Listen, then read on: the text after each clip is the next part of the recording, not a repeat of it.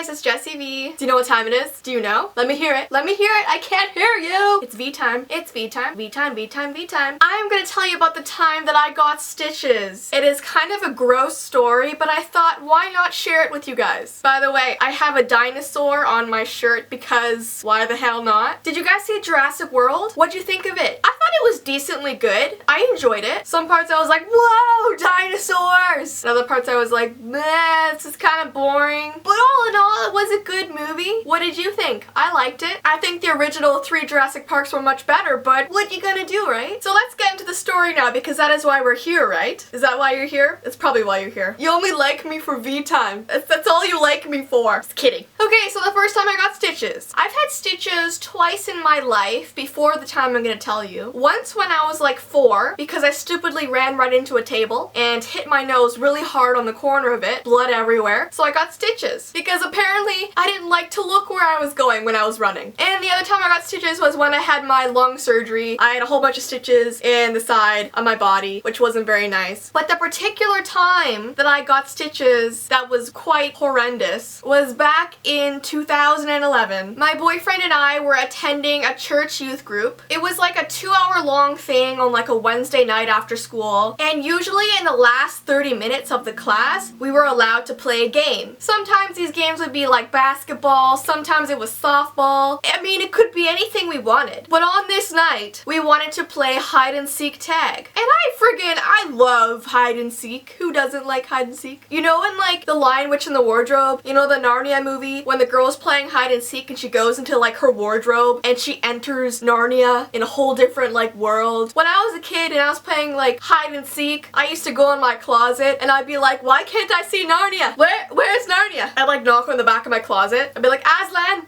where are you? Like, why didn't that like hairy fawn man come and greet me? You know, the guy with no shirt on with the fuzzy legs? Yeah, he was nowhere to be found. Anyway, let me get back to the story. I'm kind of sidetracked here. So we all decided to play hide and seek tag, but as a little twist we made up, we thought we'd play it in the dark. Because hide and seek is already tough as it is. Why not do it in the dark? Genius! So everyone chose my boyfriend and I to be the people that would look for everybody, because we always like were in twos so that it wouldn't be so hard for one person to find every single person in the class, you know what I mean? So everyone turned off the lights and my boyfriend and I were looking around for the people who were hiding, and him and I enter the gym area, which has a huge set of like bleachers, and we thought, you know what? People might be hiding under these bleachers. It's probably a good place to hide in the dark. So what he did was he leaned down and looked under the set of bleachers, but I kind of leaned over top of him so I can look as well, and without me knowing, his head shot up and the back of his head hit my mouth really hard, and my bottom teeth went right through my lip. I remember feeling the impact and not really knowing what happened at first, but when I put my hand over my mouth, all of this blood just started pooling into the palm of my hand, and I was like, shit! And then I felt the hole that my teeth had gone through my lip, and my lip felt like it was almost gonna just fall off. So I'm there like freaking out, and like I couldn't even cry because if I moved my lip, it just hurt like hell. So I'm like covering my mouth with my hand, and my boyfriend like runs to get people. And like, you gotta imagine this. People are like hiding in the dark, and all they see is like my boyfriend running around going, everyone help me! I just destroyed my girlfriend's face, please! Like, people probably thought he was just tricking them so that they'd come out of their hiding places, but if you heard his shriek, you would know he wasn't. He felt so bad for hurting me, and he just wanted to get me help. So the entire youth group of like 30 people start crowding around me, and there's just blood all over my white shirt and just all over the gym floor. It was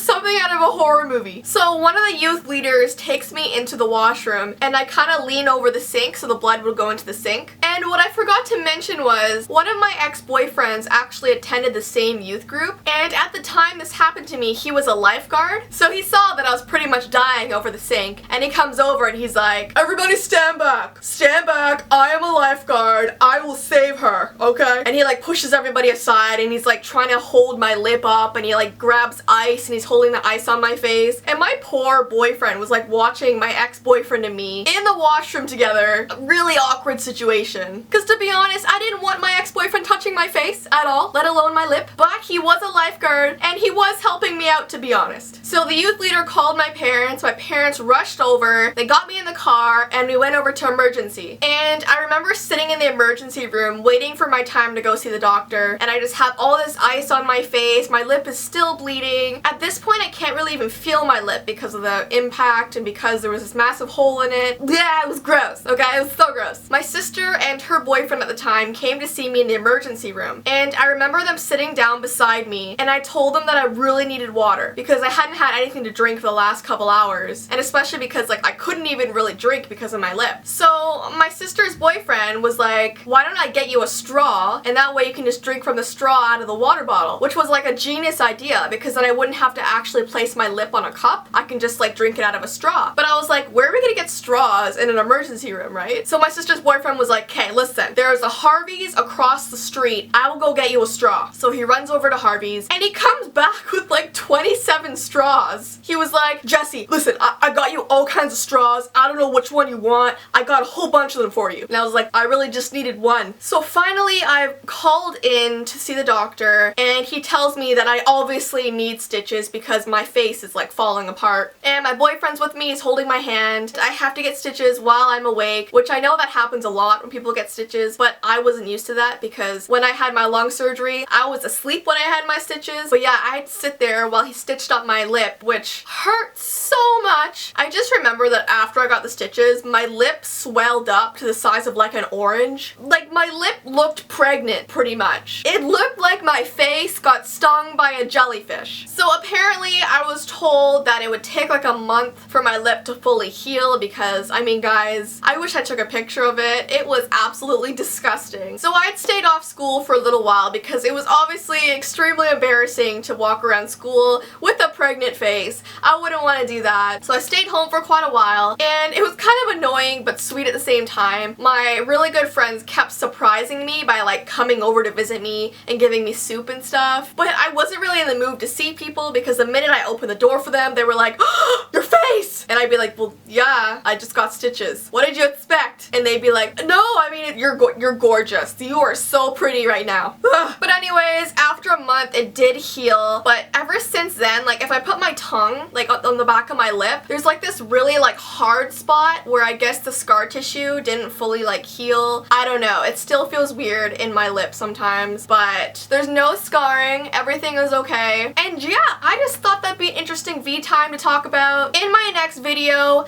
I will be answering your Q&A questions, so be there for that, okay? And I have one other exciting thing to announce. I absolutely love writing handwritten letters. I just love the old-fashioned way of sitting down, getting a piece of paper, and just writing, and then sending it to the person. I think it's just so much cuter than emails.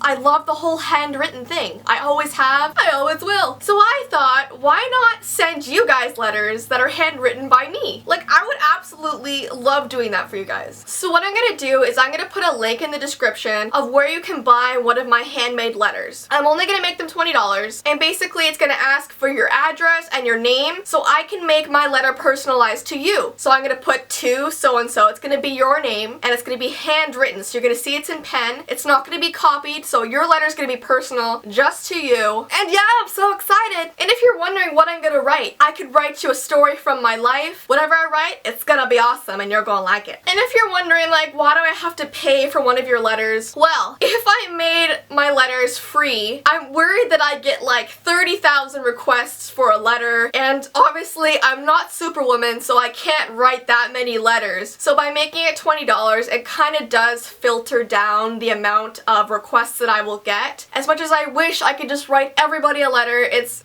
not possible, you know? And also because shipping does cost money, and it does take me quite a while to write one letter, so I do have to make them cost a little bit, but I think $20 isn't too bad, and I'm just so excited, and I just love writing handwritten letters, like I said, and I hope you like them. So anyways, if you'd like one, the link is in the description. I've got my letter writing kit ready to go with awesome paper and pens, and I'm just so excited to write you letters, okay? Anyway, like I said, my next video will be a Q&A, so stay tuned. My Twitter, my Instagram, and my Snapchat are in the description, and until next next time, guys. Bye!